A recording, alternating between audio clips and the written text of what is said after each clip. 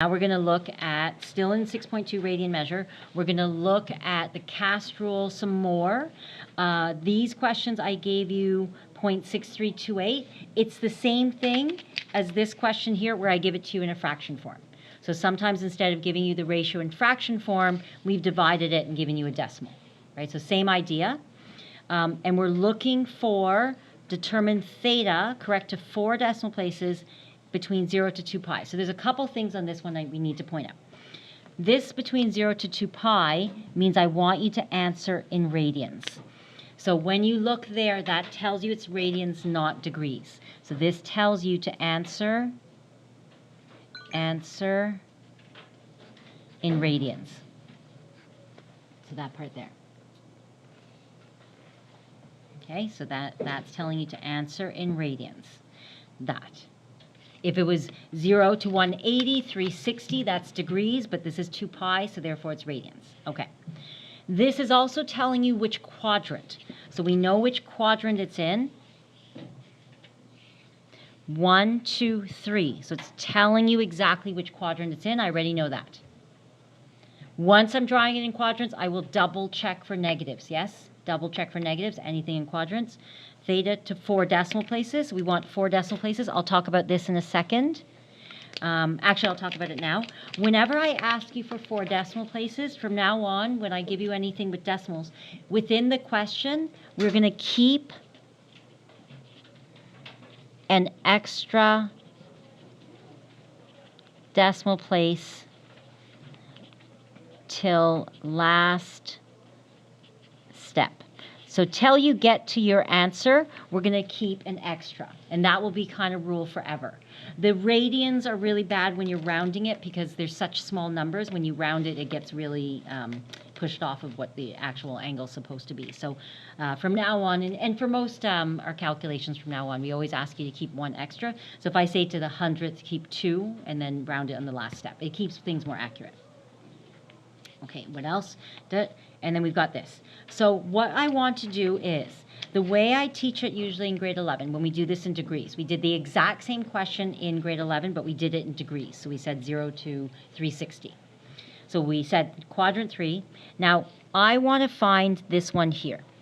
That little angle there is my little beta b, right? So that's the one where I don't know what it is, but I know that this is my beta b. So this one here, I'm going to find that. Your calculator only knows how to find the closest angle it can find. So when you put this into your calculator, if you use the negative, it's going to either, it will go, you know how we go positive and negative direction? It might go this way and it might go this way. It does not know which direction you want to go in. So it might give you a negative answer, it might give you a positive answer, it doesn't know. Right? So it just finds the closest one it can find. I always suggested to my students, find your beta b here. So I always do this. So I said, can you just always find it so it's beta in the first quadrant? When you find it in the first quadrant, I can fix everything else. So I know it's supposed to be in the third quadrant. So I know that this would definitely be pi plus beta. Does that make sense? So I know how to fix it. It's easy. So I always find beta here in the first quadrant, and then I flip it over.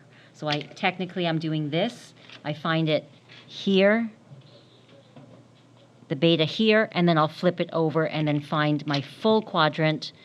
I'll do this here. And I'll do pi plus beta after. Okay, I always do that because the calculator sometimes confuses you guys because it doesn't know which answer to give you. Sometimes it's giving you an obtuse angle, sometimes it's acute, sometimes it's negative, who knows? It is just trying to help its best as it can, which is finding the first one it can find. It doesn't care if it's negative, it doesn't care if it's acute, it just finds it. So I said, always find your first angle in your first quadrant. How do I do that? Well, I do this. I rewrite it and I go cos beta equals 0.6328. That makes this positive. So if I do the beta, it means I'm going to find it in the first angle. I do the inverse. You don't have to show me this. You can skip that step and go straight to the angle. Okay, and beta Now, on your calculator, you have to get used to your calculator. We talked about this last lesson. I need you to be able to wipe out your calculator, get rid of any of the fixed. I think this is the class, right? There was fixed something. And so if you need to, clear your modes. So I'm going to go Shift Clear. I'm going to clear everything and just reset it all. Sometimes I do it at the beginning of a test because I don't know if my bag, I've pressed it too many times in my pencil case. So that's all done. Get the dash, dash, dash. So remember, it's Shift Clear, press 3 for all. It's not done till you press equals. And then you should see dash, dash, dash, which means now it's cleared. I want you to switch it to radians. That gets rid, this gets rid of all of the scientific notation, fixed notate where it's taking off decimal places, so it's all clear up here. Nothing should be happening there. It always goes back to degree mode first. Okay? I need you to fix that to radian. So I usually go mode, and then see radians, 2. I press 2, and now look, it's R. Most calculators also have a button called the DRG button, which goes from DR to G. So degrees, radians to gradients. So you press Shift to get to the yellow, and then D, so Shift, D, R, and you can go 2. And then equals, oops, sorry. And then it's got your radians as well. So there's 2 ways to get there. I prefer the mode one. I just go mode 2, and then look, it goes right to R. Right, so there's 2 ways to get there. If you can't get it, make sure you ask me again. Is that all right so far? Now go back to degrees. You have to be able to go back and forth, right? So you're going to go mode, degrees, go back to 1. And then now you're back in degrees. So go back to radians, mode 2. So you should be able to just go back and forth whenever you need it. All right, so I'm on radians. I want you to press Shift, and it's cos, and it's 0.6328. And we get 0.885632, blah, blah, blah, blah, blah. Okay? Look how many decimal places that is. That's your answer in radians. Remember, for radians, approximately, this is 3.14. Does that make sense? 3.14. How much is this approximately? 1.57, I think we said. Right? So 0.88, is that in the first quadrant, second quadrant, third quadrant, fourth quadrant? It's definitely in the first, right? 0.88 is less than 1.57, right? So that makes sense that is my little beta b, right? So you should be able to kind of picture which quadrant. So 0.88 is definitely my first quadrant. So then that's going to be approximately. I'm doing the approximate sign. You don't have to. Try to. Sometimes you want that because then you're like, oh, I remember. I approximated there. Try to. I'm not going to mark it. 0.8856. And it says 4 decimal places. I'm going to keep an extra. Okay, so here, I'm keeping an extra. Oh, sorry. 5. Thank you. 5, 6, 3. 88563. I was busy looking at that and I forgot. So keep an extra, please. Just always get in the habit of keeping 1 extra on top of whatever you're doing because it just keeps it more accurate. Because otherwise, sometimes it double rounds, and then you'll get a wrong answer. So keep 1 extra. So that is my little beta b, right? So that's my first quadrant. Always I got my first quadrant, and now we know how to fix it. So I always assume that the calculator is trying to help, but I need to fix my answer, right? I know some people do different ways. It's up to you, right? But for me, this is kind of my standard way of teaching it. Again, you don't have to do it this way. You can go straight to the theta if you're okay with that. But this is my way of showing it. So then I go theta equals, and I'm going to go beta, or theta, pi plus 0.88563, and that would get me approximately, I got 4.0272 and radians. Make sure you put your units on your final answer. Okay, and does that make sense? It's 4 point something. That's 3.14. 3.14 plus 1.57. 3.14 plus 1.57 is 4.71, right? So that's 4 points. So it's in that quadrant. It's good. I always kind of look to make sure it makes sense, right? So that's 4. We know that's 3.14. That's 4.71. Okay. Good. All right, try it again. Same question, quadrant 2. Quadrant 2, so it's over here somewhere.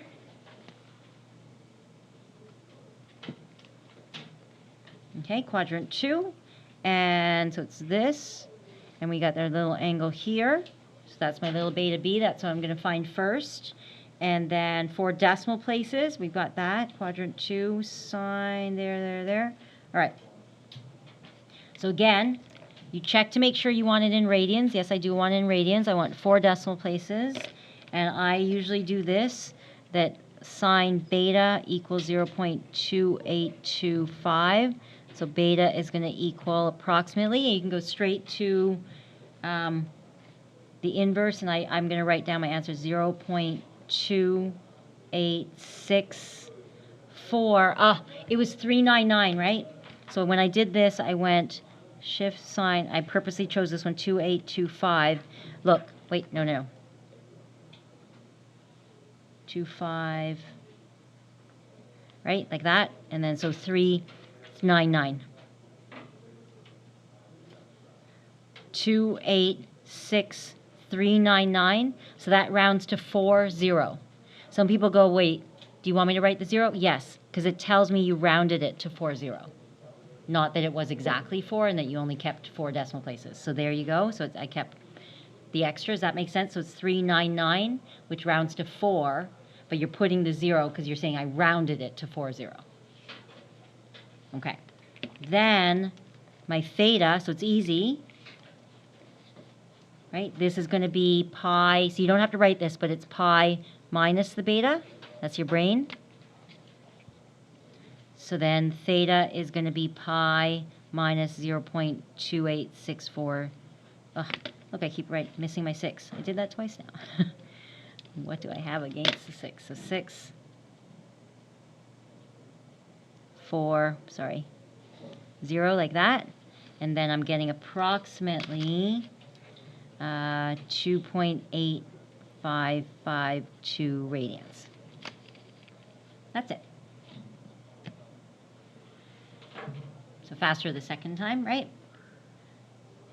We're going to do it one more time. And I changed the question a little bit. There's so many variations in the homework. We can't do all of them. We try to do like a good sample, but we chose this one as well. I gave it to you in fraction form, same thing. Just be careful when you enter in your calculator. I'll show you. It's still in radians. How else did I change it? I said hundredths. So I changed that. What else did I change in this question compared to the other two above? Fraction, yep. What else? Yep. It doesn't tell us what quadrant. Yes, you don't know which quadrant it is. So if I didn't tell you the quadrant,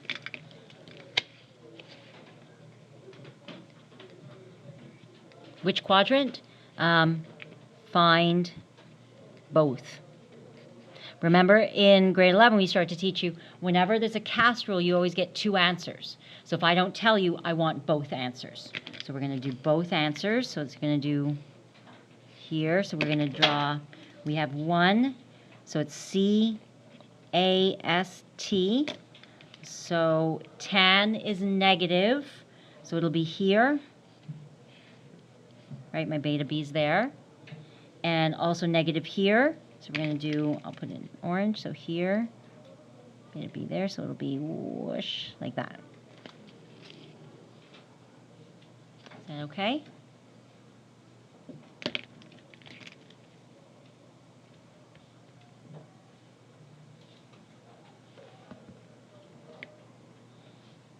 Okay. So done here, and now let's do my little inverse. So I tend to do this little inverse thing. You don't have to, like I said, especially if you're totally fine with the trig, you don't have to, but this is the way I start teaching it in grade 11. So I go tan beta is 7/24, so I switch that, so it's positive, right, because I'm just going to do the first quadrant, so I take it away. And then I go beta is approximately, and I got 0.285 4 radians, right? So watch out, hundredth. So 100, so I kept a thousandth. One more. Right, so one extra always. Then I need 2 answers. So for this, I'm going to give 2 answers, and we're going to go theta 1 will equal, for this one here, pi minus, this is pi minus theta, or sorry, beta. And this one here,